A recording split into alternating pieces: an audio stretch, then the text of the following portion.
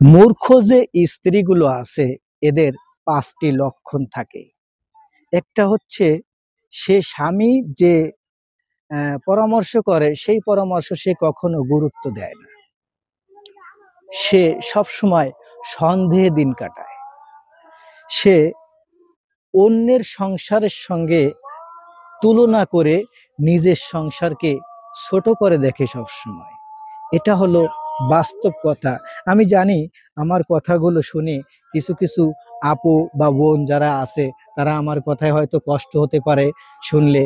তবুও কথাগুলো মিলিয়ে দেখবেন, স্বামীর সঙ্গে চলেন, স্বামীর সঙ্গে থাকেন, তাকে ভালোবাসা দিন। পৃথিবীতে একমাত্র, এই কথাটা আমি আগেও বলছি, যে পৃথিবীতে একমাত্র বাপ মার পরে স্বামীর উপরে কেউ আপনাকে ভালোবাসা দিবে না, কেউ ভালোবাসতে পারে না, ভালোবাসতে পারে না। এটাই বাস্তব কথা।